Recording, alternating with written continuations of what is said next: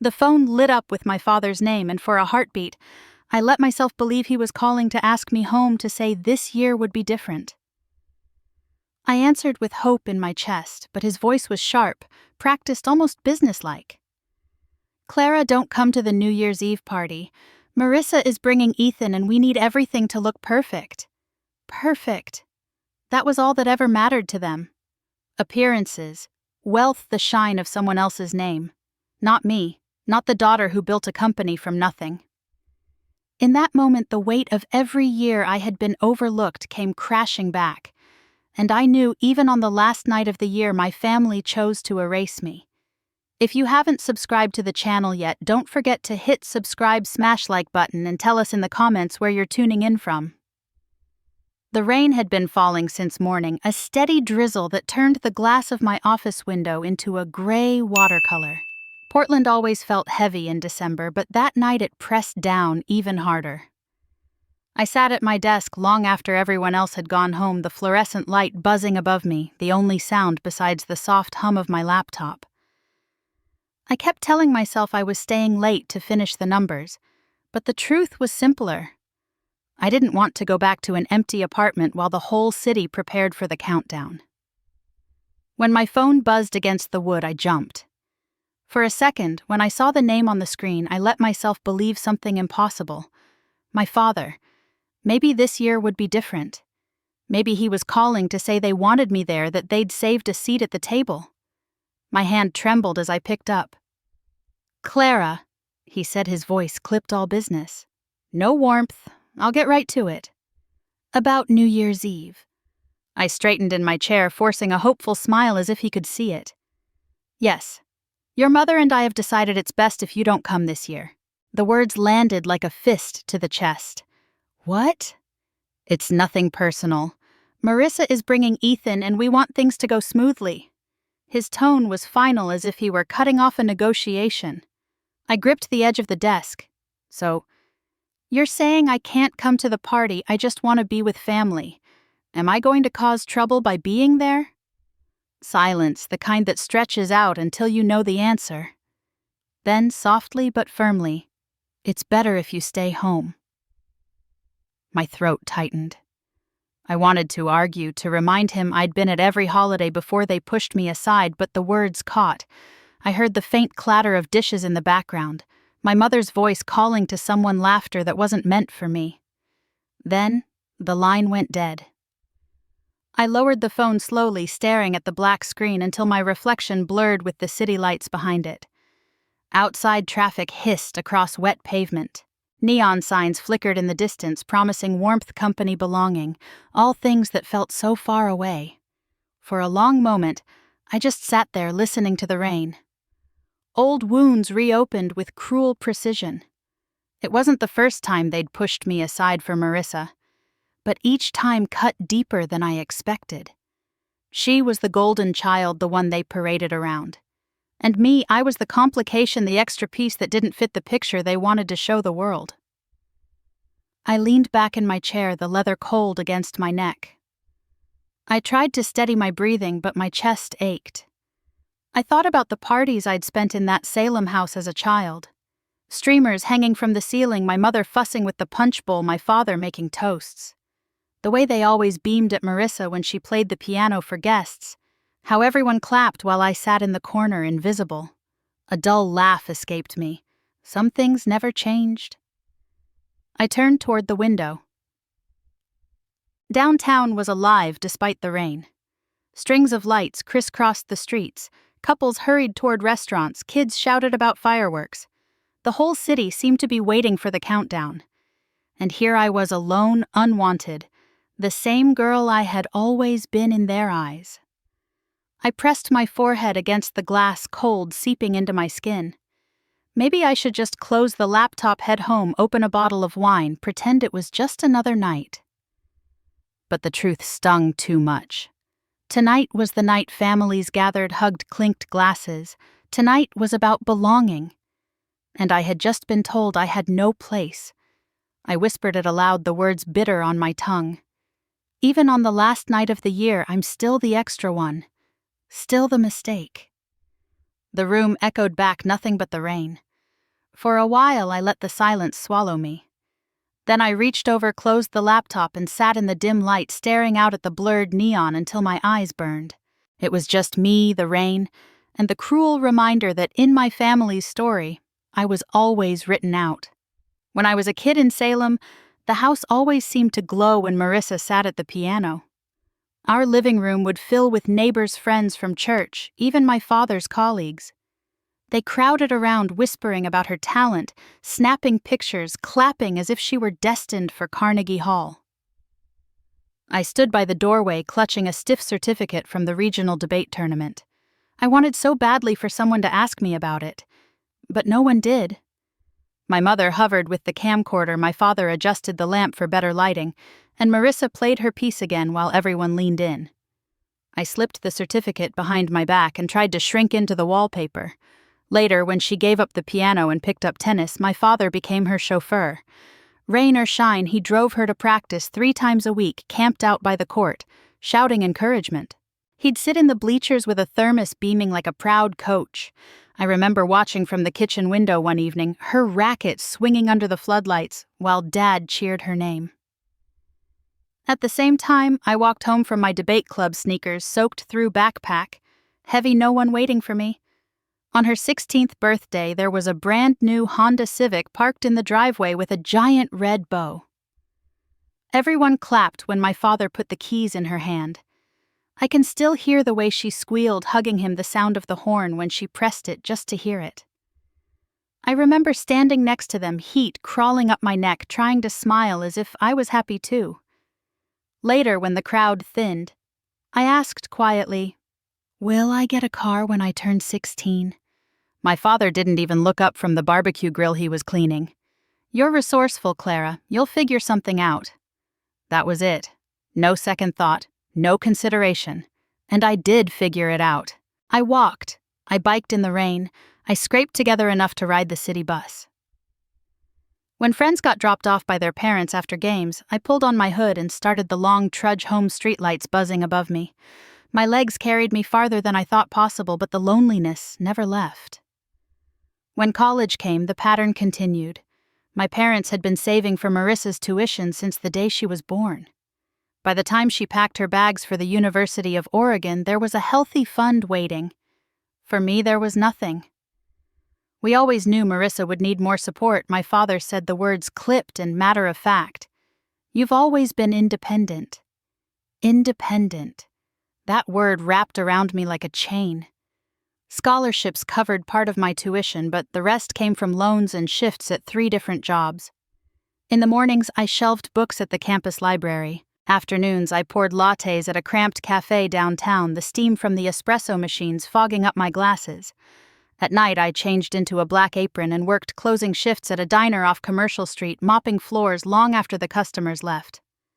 By the time I collapsed into bed, my body ached so much it felt borrowed. Still, I kept going. I told myself if they wouldn't invest in me, I would invest in myself. Each paycheck went straight to tuition rent and textbooks. Each rejection from a scholarship committee only made me double down on the next application. I carried resentment, yes, but I also carried a fire. It was the kind of fire no one else could claim credit for lighting. One evening, after dragging myself home from the diner, I walked through the back door, the smell of grease clinging to my hair. My father was in the living room, leaning back in his chair, watching highlights from Marissa's latest tennis match. He looked up briefly and said, "Clara, you don't need us the way she does. You've always managed on your own. You don't need help." I stood there, frozen sweat drying on my uniform, my hands still sticky from cleaning syrup off the tables. His words sliced through me. Equal parts wound and spark. Part of me wanted to scream to tell him I was drowning under the weight of his so-called independence.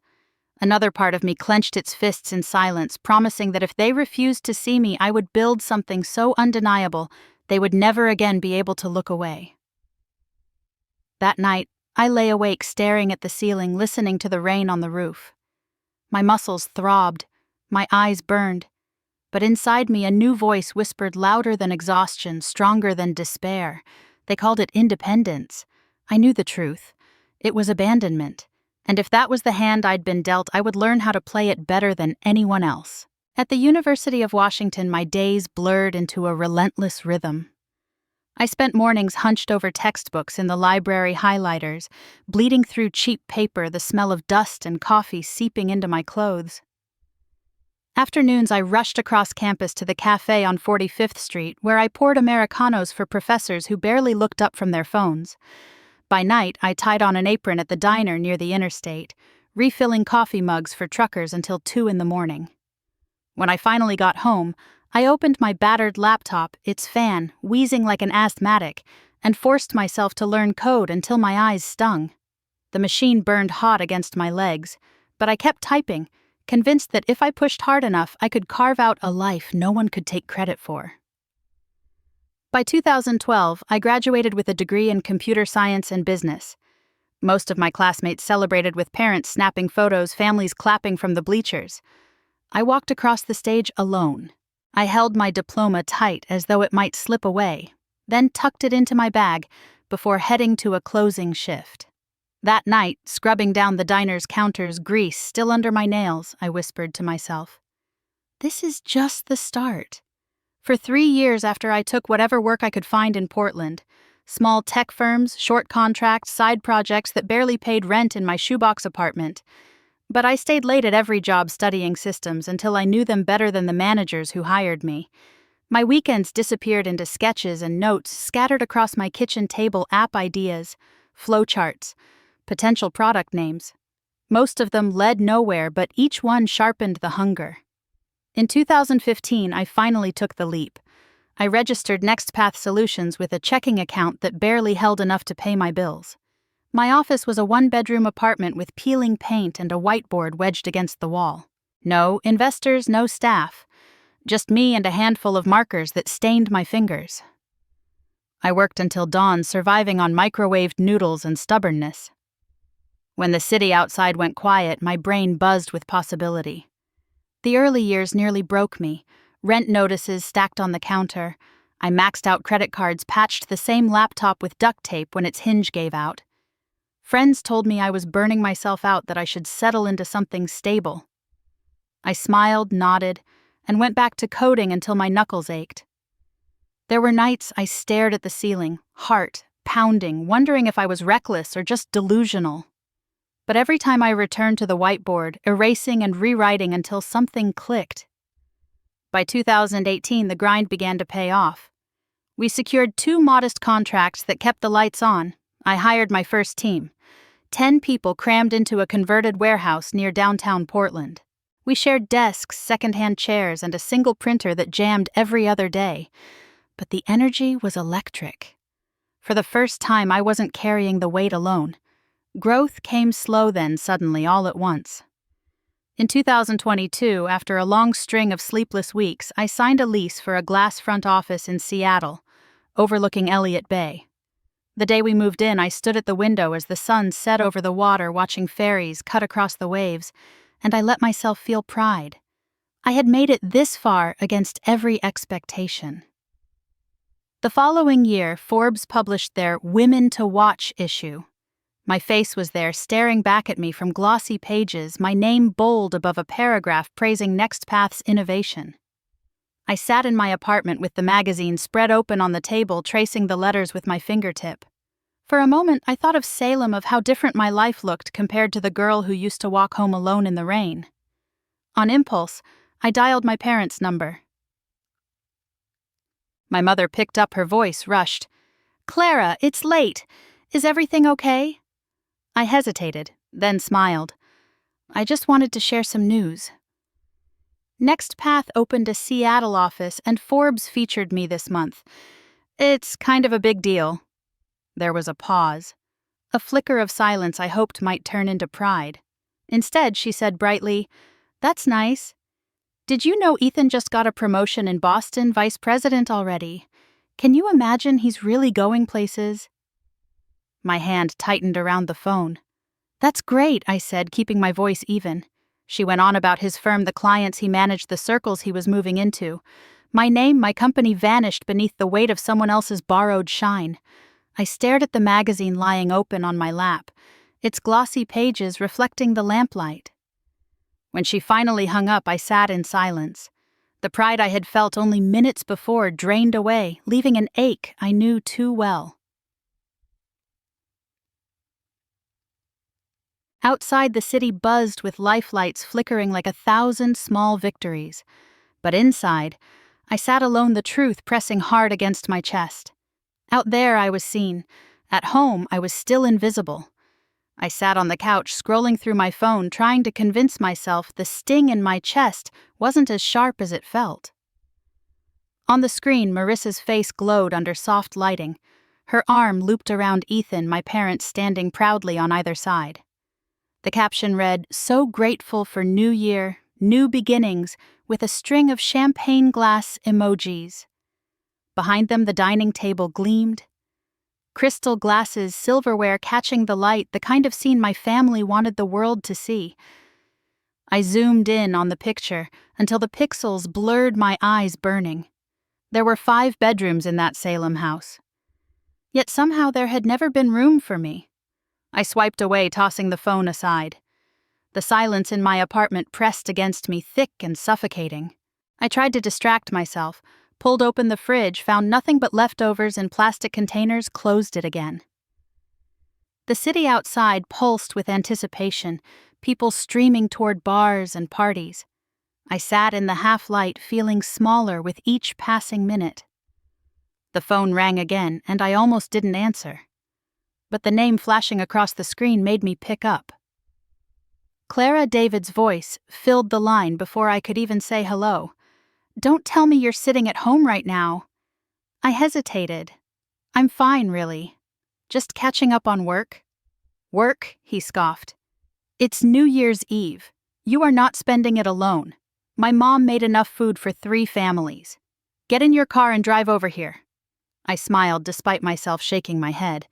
"I don't want to intrude. You have your whole family there." "You've been family since freshman year," he said firmly. "Bring a bottle of wine if you must, but get in the car.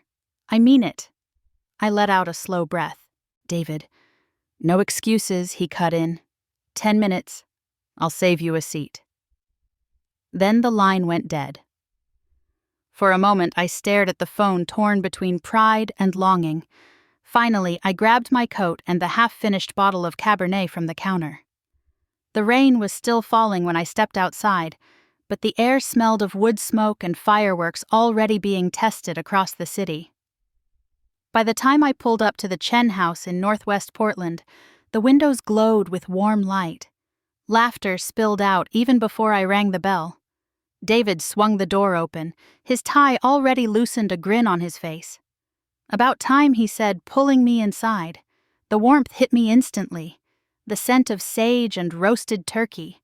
The hum of conversation layered with children's squeals. I slipped off my coat, suddenly self-conscious in my plain sweater, but no one seemed to notice. Linda Chen appeared from the kitchen, wiping her hands on an apron, her face lighting up when she saw me. "Clara," she said, enveloping me in a hug that smelled of cinnamon and flour. "You're finally here. Come in, come in." "I don't want to impose," I murmured. But she waved me off. "Nonsense. You're one of us." She pressed a glass of champagne into my hand before I could argue. The living room was full. David's nieces darting between the adults, uncles arguing good-naturedly over football, his father carving meat with practiced ease. A place at the table had been set for me without question, a folded napkin waiting, my glass refilled before I'd even noticed it was empty. I found myself laughing more than I expected, leaning into stories I wasn't part of but somehow still belonged to. When one of the nieces tugged at my hand asking me to play board games, I followed her into the den, surprised by the ease of it all. No performance, no competition, just space. Later, Linda set a second slice of pie in front of me. "Eat," she said simply. "You belong here." The words caught in my throat. I blinked quickly, forcing a smile. "Thank you," I whispered. When the countdown began, we all crowded into the living room. 10, 9, 8, the voices, rising arms wrapped around shoulders. At one, the room erupted with cheers, glasses, clinking fireworks exploding across the sky outside. I lifted my glass, then lowered it quickly as the tears came. No one noticed at first, and I was grateful. Because they weren't bitter tears. They were heavy, yes, but woven with something gentler. Gratitude. Relief. For the first time in years, I felt like I wasn't standing in the cold looking through the window. For the first time, I was inside. Family, I thought, as the fireworks lit the night, wasn't always the one you were born into. Sometimes it was the one that opened the door without asking. I stayed long after midnight, reluctant to leave the warmth of the Chen house. When I finally stepped outside, the rain had slowed to a mist. My car windows were fogged, the air thick with the smell of gunpowder and smoke. I slid into the driver's seat, started the engine, and sat there a moment, watching the faint glow of sparklers die out along the street. The city was still alive with shouts and laughter, but inside I carried something steadier. A reminder I would need again soon, though I didn't yet know how soon. January arrived like a spark after a long, dark tunnel.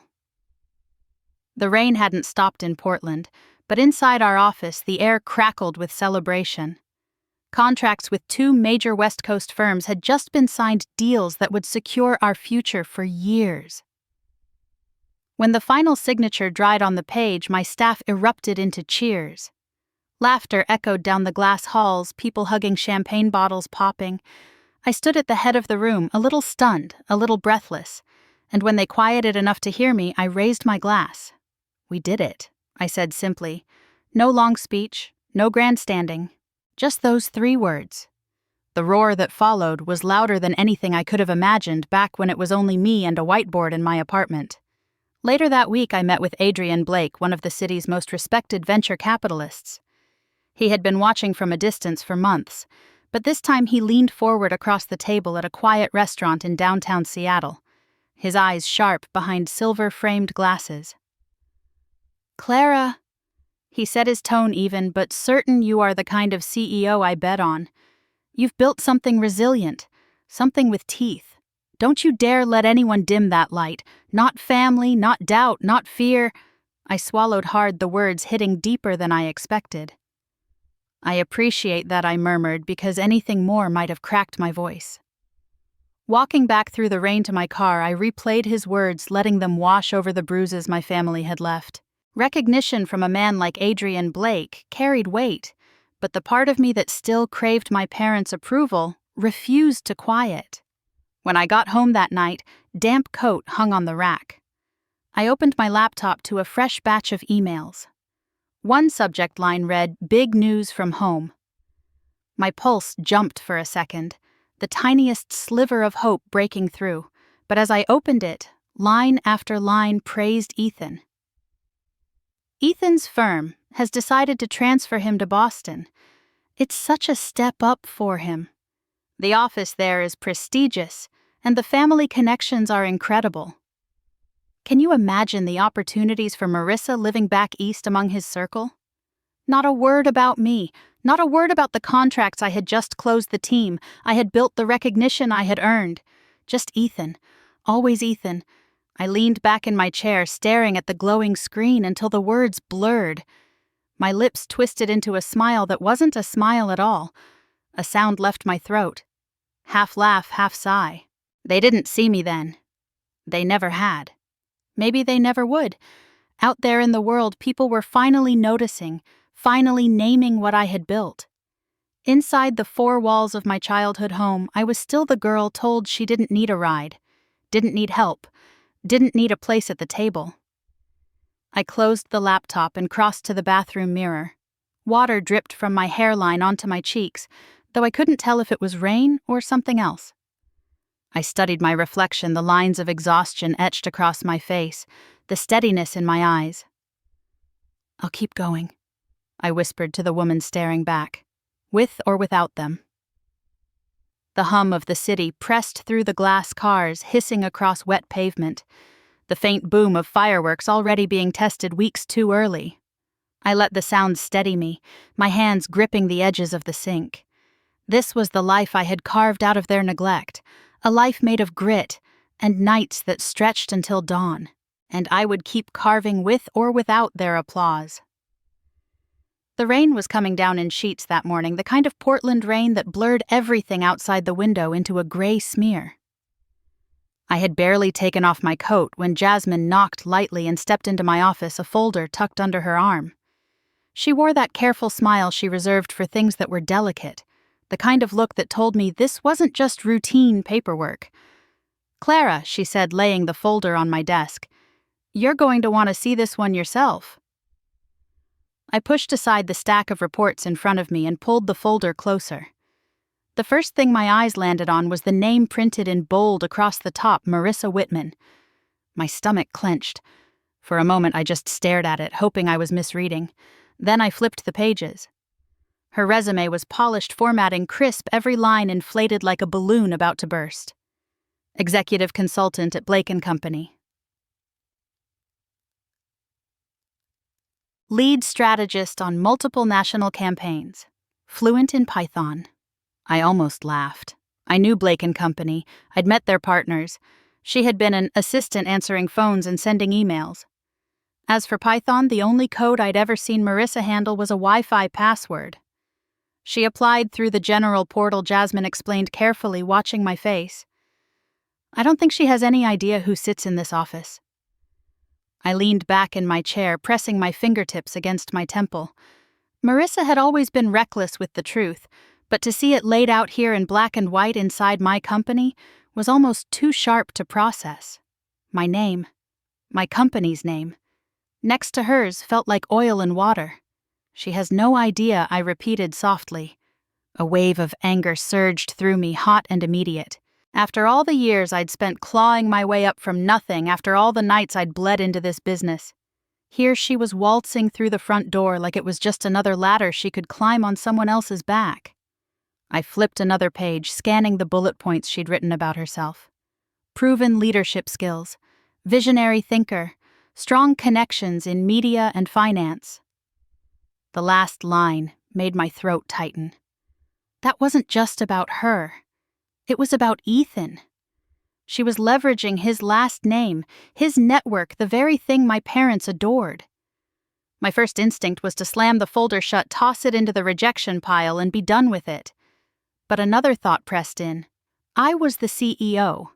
This wasn't just personal. It was my responsibility to keep the process fair, professional. Still, the storm in my chest wouldn't quiet. "She's not qualified," I said, finally, my voice lower than I intended.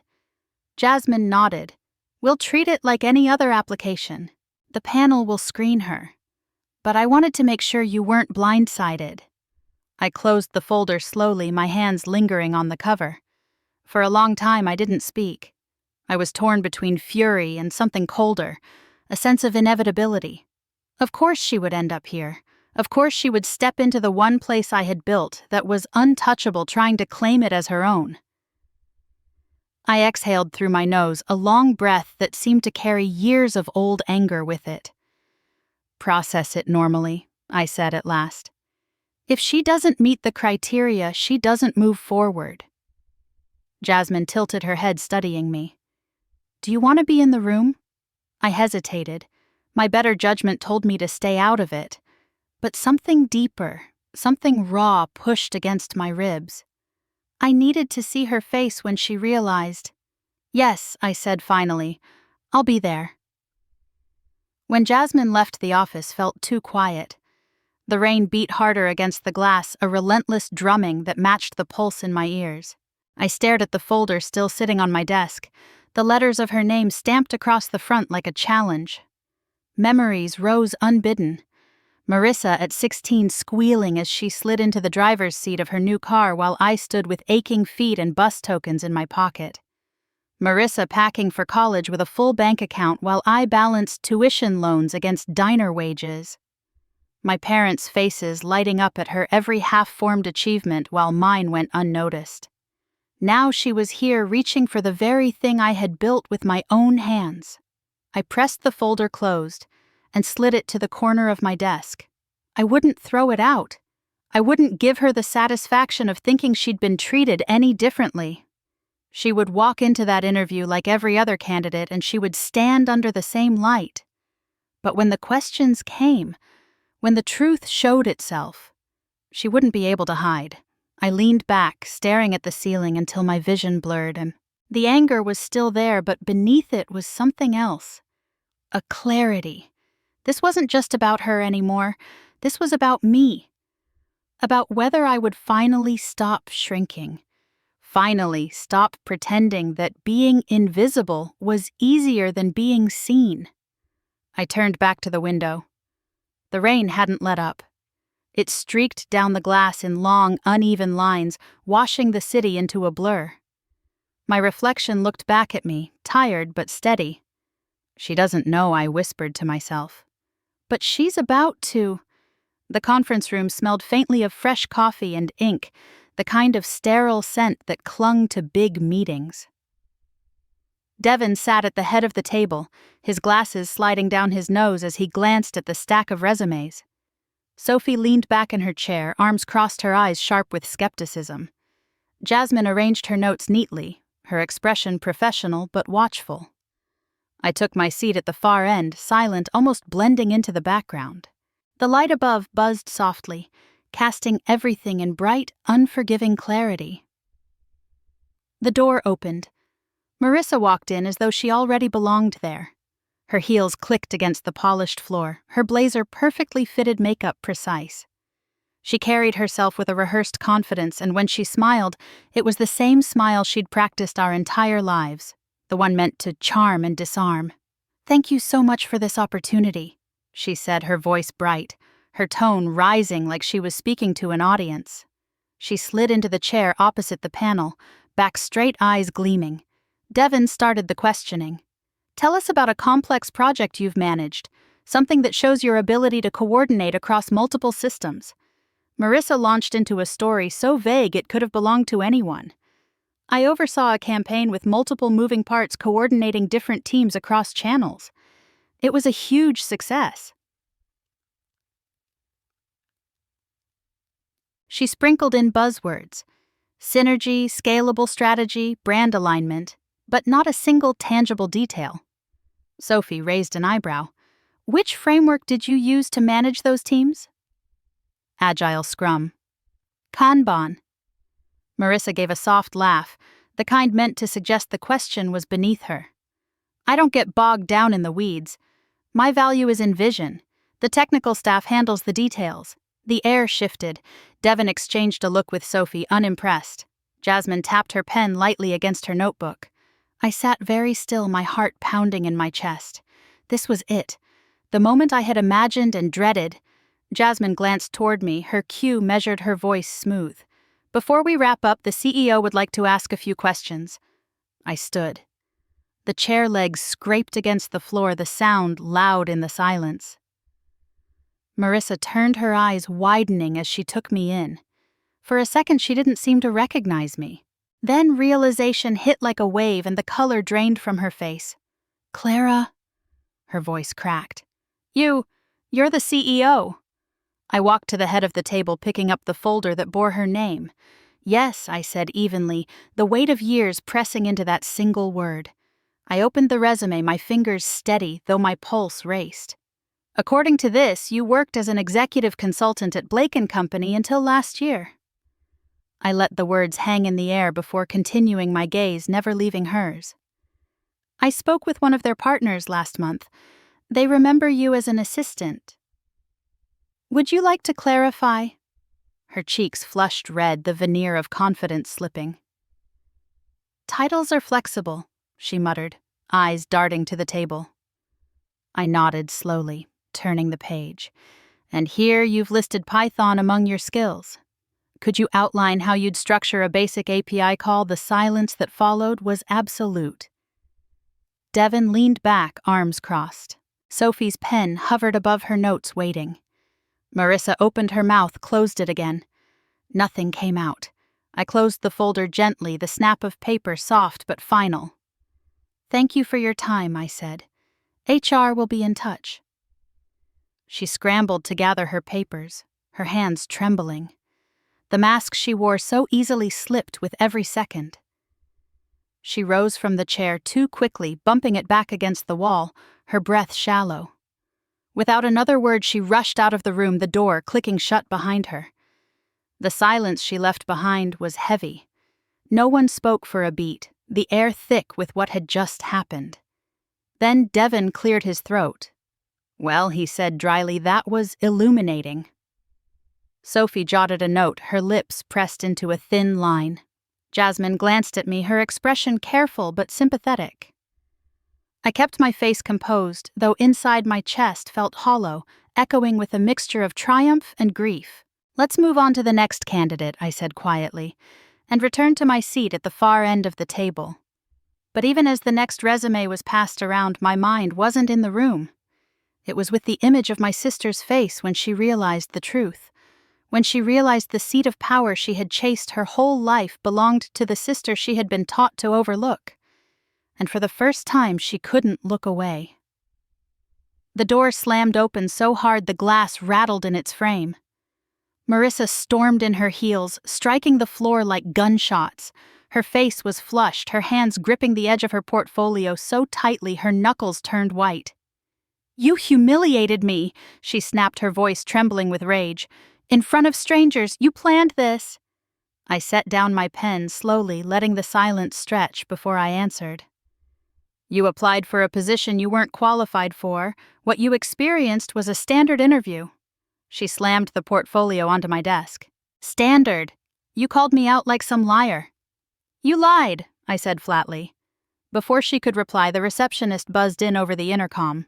Her voice hesitant. "Ms. Whitman, your parents are here. They insist on seeing you." My stomach sank, though I can't say I was surprised. Seconds later, Robert and Helen stepped into my office, the weight of their disapproval thick in the air. My father's jaw was set, his tie slightly askew as if he'd rushed over without a thought. My mother's eyes darted from me to Marissa, her expression tight. Robert didn't waste time. "Family helps family," he declared. "You're in a position to give your sister this job. Do it." I rose slowly, the air sharp with tension. This company is built on merit. I won't undermine what we've achieved by handing out favors. Helen tried to soften the edge. "Clara, think about what this could mean for her. She's been struggling. A chance here could turn things around." Marissa's lips curled in a bitter smile. "You owe me, Clara. You've always tried to outshine me, always jealous of the attention I got." The words struck a nerve so deep I almost laughed. "Jealous," I said, my voice rising despite myself. "I worked 3 jobs to get through college while you got a car at 16. I walked home in the rain while Dad cheered at your tennis matches. I built this company from nothing while you floated from one failed gig to the next." "I'm not jealous, Marissa.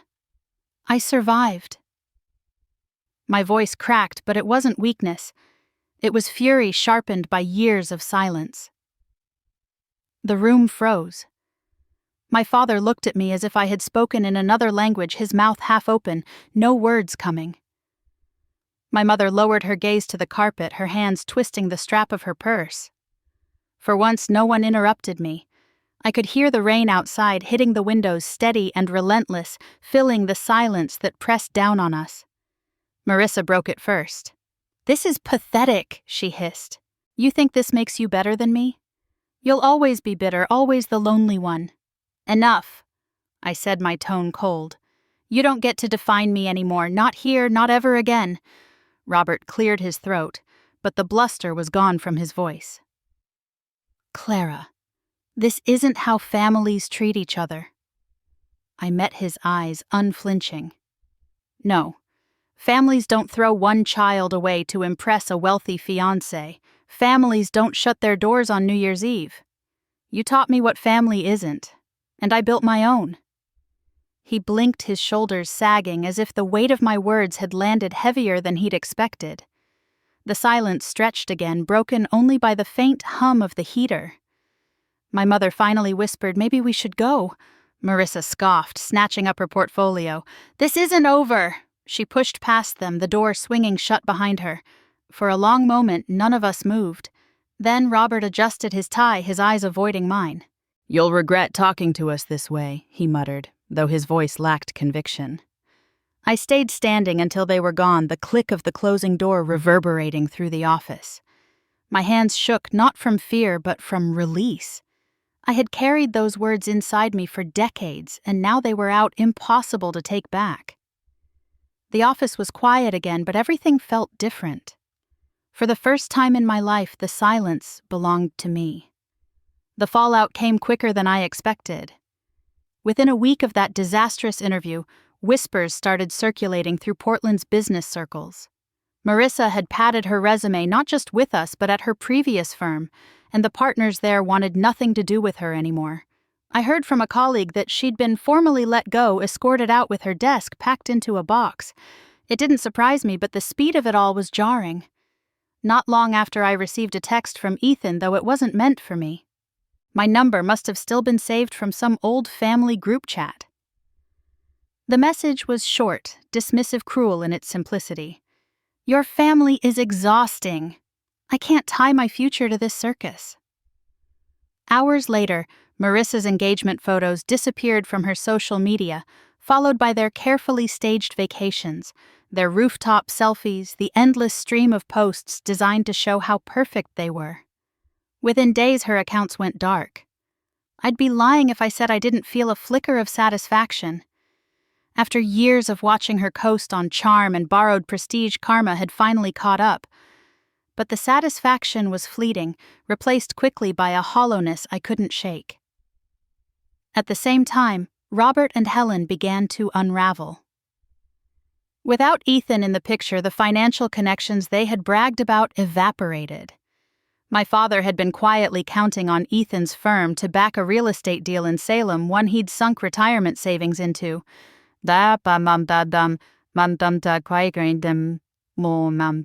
When Ethan pulled out, so did the other investors. The calls from their bank grew urgent. My mother's emails shifted in tone, no longer glowing updates about Marissa's glamorous life, but clipped notes with edges of desperation. I sat in my office one evening after everyone else had gone home, the glow of the city filtering through the glass walls. Papers were spread out across my desk, contracts waiting for review, but my eyes weren't on them. I leaned back in my chair and let the silence settle in. They wanted to impress him, I murmured into the empty room, my voice sounding strange in the stillness. They pushed me out of their lives, out of New Year's Eve, to make space for Ethan. And now they've lost him. They've lost everything. The truth echoed inside me, sharp and steady. This was what justice looked like. Unpolished, unsentimental, delivered not by me but by the choices they had made over and over again. I closed my eyes, listening to the hum of the heater, the faint tick of the clock on the wall. For years, I had carried the weight of being invisible, of being the one left behind. Now the balance had shifted. They were the ones left standing in the wreckage. Yet as I sat there, the satisfaction I thought I'd feel didn't come in the way I expected. There was no joy in watching my sister collapse, no thrill in hearing my parents scramble. There was only a cold clarity, like standing outside in the winter rain. The office around me was quiet, too quiet. My team had gone home to families, to warm dinners, to laughter echoing in kitchens. I sat surrounded by success, yet felt the familiar ache of emptiness pressing in. I rested my elbows on the desk head in my hands and let out a long, unsteady breath. For the first time, I admitted it to myself, I hadn't just wanted justice. I had wanted them to see me. And now that they couldn't look anywhere else, I wondered if it was too late. The rain tapped against the windows, steady and unrelenting. I opened my eyes and stared into the darkness of the city beyond the lights, blurring into streaks against the glass. Karma had done its work. All that was left was the silence it carried with it.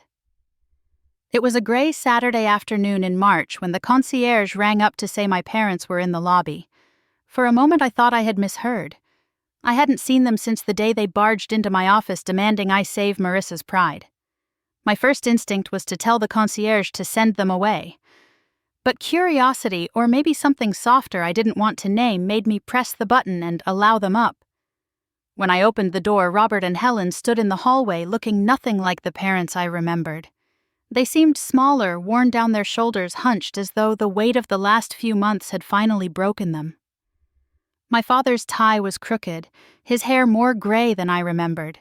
My mother clutched her purse to her chest as if it were a shield. "Clara," she said quietly, her voice tentative, almost unsure. "Thank you for seeing us." I stepped aside, letting them in. The apartment was warm, filled with the faint scent of coffee, but they carried the chill of the outside air with them. They sat stiffly on the couch as if they weren't sure they were welcome. Helen was the first to speak. We made mistakes," she admitted, her eyes fixed on the floor. "Marissa and us, too. We thought Ethan would be our family's future. We put everything into him, and now—" Her voice faltered. "Now we've lost it all." I leaned against the armchair, arms folded. "You didn't just put everything into him. You cut me out to make space for him. Do you understand that?" She flinched, then nodded. "Yes, we see that now." My father cleared his throat, his voice low and rough. "We trusted Ethan. We believed in his promises. When he walked away, everything collapsed. The investments, the connections, gone." He let out a humorless laugh. "We were fools." I studied them, the two people who had once made me feel invisible in my own home. Their pride had cracked wide open, and beneath it was something raw. Helen finally looked up, her eyes rimmed with red. "How did you do it, Clara? How did you build all this on your own?" She gestured faintly at the apartment around us, but I knew she meant more than the walls and furniture. For a moment I hesitated. Then I spoke, my voice steady. "I did it by refusing to quit. By working nights at the library, mornings at the cafe, weekends at the diner. By sending out applications and reading rejection after rejection until finally someone said yes.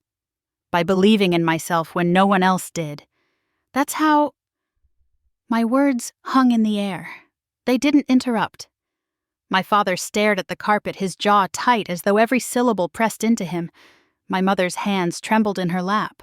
The silence stretched until Helen whispered, "We should have been there. We should have seen you." I swallowed hard, the anger in me clashing with something else, something close to grief. "But you didn't." Tears slid down her cheeks, and she didn't bother to wipe them away. For the first time, she looked at me not as the daughter who didn't need anything, not as the one who could be ignored, but as a woman who had carried more than anyone should. Robert shifted uncomfortably, his voice quiet. "We can't change the past. But we know we failed you. I wanted to believe it was true. I wanted to believe this was more than desperation speaking. But a part of me stayed guarded, the old ache still too fresh." Helen reached across the coffee table, her hand trembling slightly. "Clara, we are sorry."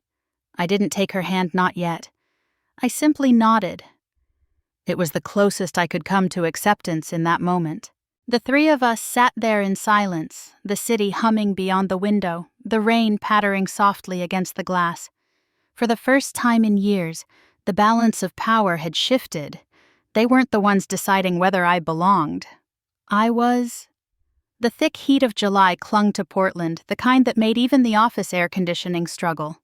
I was reviewing quarterly updates when Jasmine stepped in, a familiar folder in her hand.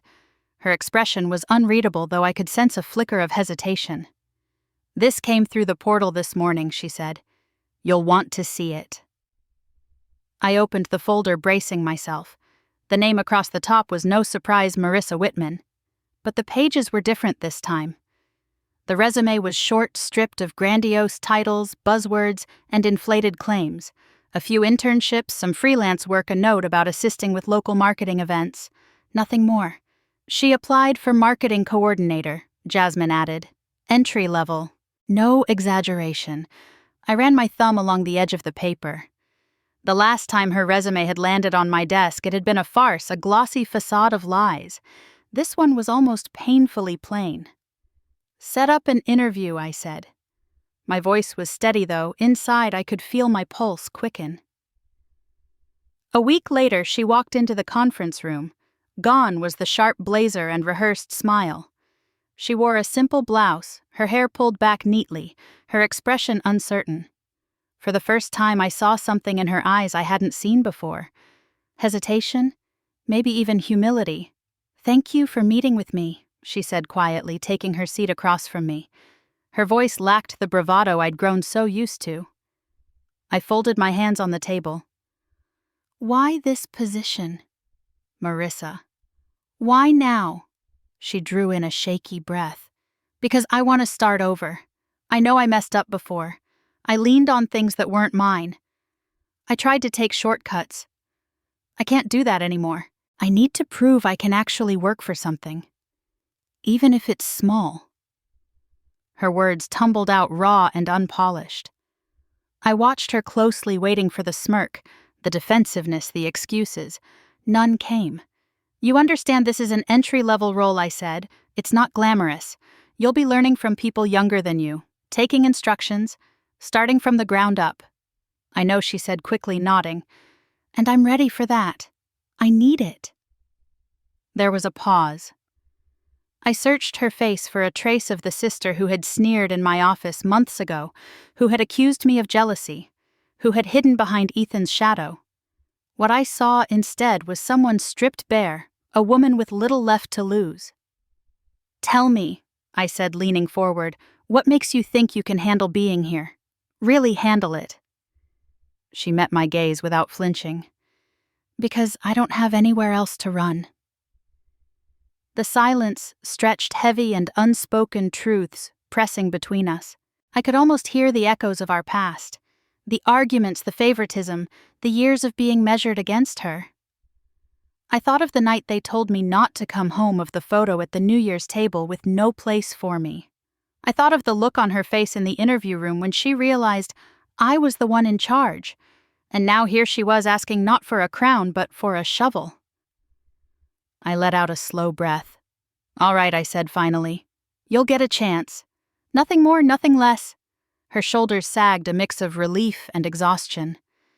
"Thank you," she whispered. I nodded once, keeping my expression even. "Don't thank me yet. This isn't forgiveness. It's an opportunity. What you do with it is up to you." She nodded again, her eyes glistening. For the first time, she didn't try to cover the cracks. When the interview ended, she gathered her simple folder and walked out quietly. No dramatic exit, no pointed glance back at me. Just a woman stepping into a hallway, waiting to see if she could become something more than the wreckage she had left behind. I stayed in the room a long time after she was gone, staring at the chair she'd just occupied. My chest felt tight, but not from anger this time. It was something else, something closer to release. I closed the folder, sliding it to the corner of the table, and stood. Through the window, the summer sun glared against the city skyline, too bright to look at for long. For the first time in months, I didn't feel the sharp sting of rivalry or betrayal. Just the quiet weight of a decision I knew I'd made on my own terms. December came faster than I expected, the year closing in a blur of meetings, travel, and long nights spent at the office. One evening, as I sorted through a stack of holiday cards on my counter, I saw the envelope, my parents' handwriting, formal and familiar. I hesitated before opening it, my fingers tight around the flap. Inside was a simple note. "We'd like you to join us for New Year's Eve. Please come home. No caveats, no excuses, no carefully worded conditions, just an invitation." For a long time I stood in the kitchen holding the card, unsure if I wanted to laugh or cry. On December 31st, I drove back to Salem. The town looked the same. Christmas lights still strung across porches, shop windows, dressed in tinsel children darting through the cold with sparklers in their hands. When I pulled up in front of the Whitman house, the sight of it tugged at me like a memory I hadn't decided whether to keep or let go. The oak door, the wide porch, the glow of light spilling from the windows. It was the same place I'd once been told not to come back to. Inside, the dining room table was set with crystal glasses, silver, polished to a shine. The chairs were arranged neatly, and this time there was one waiting for me. My father stood when I entered, glass in hand. My mother moved quickly, her smile uncertain but real. Marissa was already seated, her posture relaxed, her eyes softer than I remembered. "Clara," my father said, his voice unsteady, "we're glad you're here." I nodded, slipping off my coat. My mother took it gently, folding it over the back of a chair. Dinner began with the usual awkwardness, the kind that fills the air when old wounds linger just beneath the surface. The clink of silverware, the soft rustle of napkins. But gradually, conversation found its way into the room. Stories of neighbors' news from Salem, even small jokes that made my mother laugh. At one point, Marissa turned to me, her fork resting on her plate. "How's the Seattle office? I heard you brought on a new client recently." Her tone wasn't smug or competitive, just curious. I studied her face for a sign of pretense, but saw none. "It's going well," I said. "It's been a busy year, but a good one." She nodded, genuine interest flickering in her eyes. "That's great, Clara." Really? The words shouldn't have meant much. But after everything, they carried a weight I didn't expect. Later, as dessert plates were cleared and glasses refilled, my father rose from his seat, lifting his glass high. His hand trembled slightly, though his voice was steady. "To family," he said, looking at each of us in turn. "To mistakes we can't undo, and to second chances we don't deserve but are grateful for." My mother smiled faintly, tears glistening at the corners of her eyes. I raised my glass, the reflection of the chandelier trembling in the champagne. In that moment, I realized something I had been chasing my entire life. Family wasn't about perfection. It wasn't about polished tables or photo-ready moments. It was about whether there was space for you, whether someone kept a chair empty until you arrived. As the clock neared midnight, we gathered in the living room, the TV counting down the seconds with the rest of the country. 10, 9, 8. The sound of voices rising together. At 1, the room erupted with cheers, glasses, clinking arms wrapping around shoulders. Fireworks flared outside, painting the Salem sky in red and gold. I stood there among them, not erased, not overlooked, not a complication. Just Clara. And as the glow of the fireworks lit the window, a quiet voice inside me spoke, steady and sure. Family isn't always about blood. It's about who makes room for you when you walk through the door. Have you ever been pushed aside by your own family, told you didn't belong just because you didn't fit their picture? If you were in my place, what would you do?